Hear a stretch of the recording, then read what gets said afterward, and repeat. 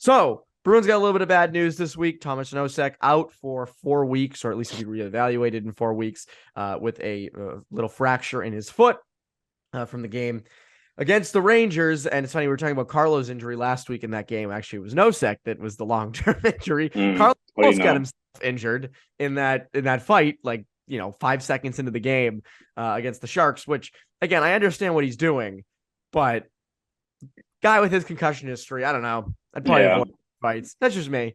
don't really Um, like Timo Meyer giving him landing a punch when he's already on the ice too. So that's it's funny. One of Meyer the also punching with his glove on shows that was yeah not really a real heavyweight fight between two no. noted scrappers. Well, But that was one of the things I think that with fighting, like obviously enforcers have been phased out of the game, but the one positive to enforcers was they all knew how to fight.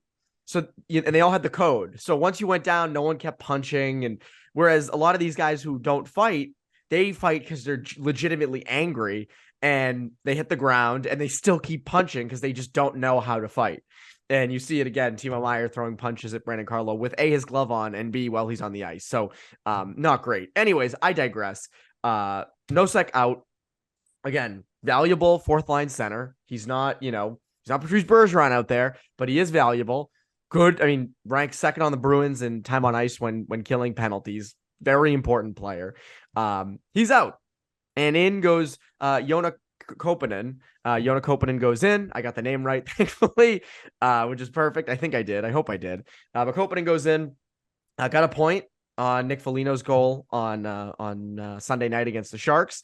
And I think a lot of people are kind of torn on, is Koppanen, can he be a long-term fourth line center? Or should the Bruins use this as an example to go out and get someone like a Nick Bonino? What do you mhm. think? Yeah, it'll be interesting to see how they approach it because you look internally, they should have a couple of guys they can turn to, and maybe that's the proper move instead of allocating assets. It all comes down to, I think, of just how crazy the trade market is now, right? Where you can look at guys like Horvat and Chikrin and all these guys, how much they're going to cost, but even these guys that are further down the depth chart, but other playoff teams view them as guys that could really maybe give you that extra overtime win or anything like that. You look at guys that are like third pairing veteran players like, Shen this year or like, David Savad a few years ago, where I think what Tampa gave a first round pick for the guy. Um, you have to wonder how like crazy the market's going to be for a guy like Benino, who again would fit the bill in terms of what they'd be looking for, right? Fourth line guy, good on the PK, over an 82 game season will get you 8 to 10 goals, 16 20 to 22 points. Exactly what you Similar kind of to like need, a Nick especially for play. Foligno. Similar to Nick Yeah, Foligno. exactly. Problem is like, what are you going to give up for that? Is that 2 second round picks, right? Is that another prospect? So for the Bruins, you have to weigh, is it better to go all in this year, which is probably the right move if it's someone you think is really going to be a missing piece further down the lineup. But whether it's Kopanen or the Bruins, literally, I think 10 minutes before we started recording, recalled Mark McLaughlin. So he's another guy that Yes. could be in the mix. Good to see him up again. A guy that I think Bruins fans were outraged in training camp when he didn't make the cut because he was probably arguably their best forward during training camp. Again, big jump between preseason games and what awaits in the regular season, but still good to see him get a shot. You look at Lauko, who I don't think really played himself out of the lineup during that limited stretch that he played. Like they do have options in terms of fourth line regulars to turn to.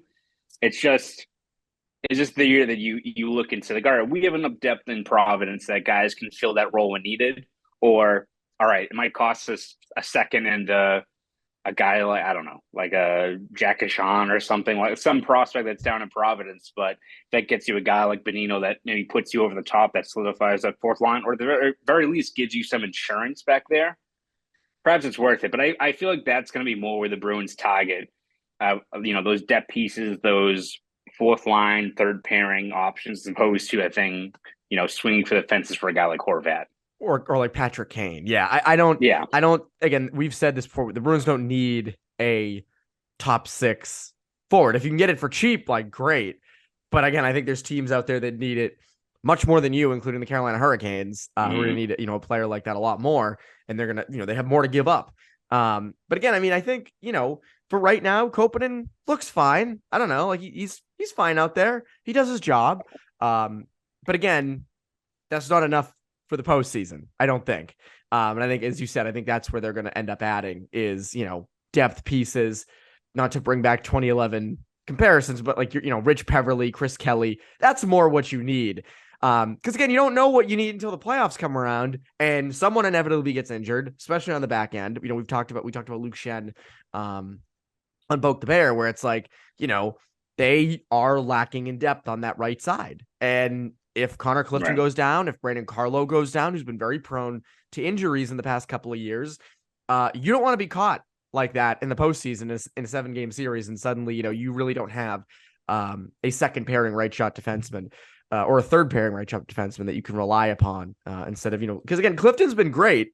Connor Clifton's been terrific, but I still think you want a little bit, you do want some bumpers. You do want some guardrail behind him that can be a little, that you can rely on, as well. So, do I think they have to go out and make the Nick Bonino deal? As you said, do you want to be giving up, top prospects for Nick Bonino? I don't know.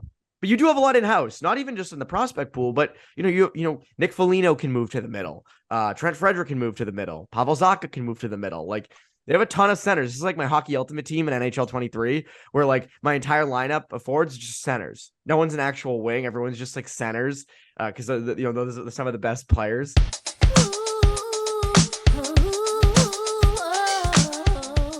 Check out Screen Time, movies, streaming, and everything in between with us, Gary Tanguay and Drew Yada. We watch what you watch, so watch us wherever you get your podcasts, or you can subscribe to our YouTube channel. Yeah, and we're pretty easy on the eye. Yeah, no, we're not. Speak for yourself. Screen Time, movie streaming, and everything in between.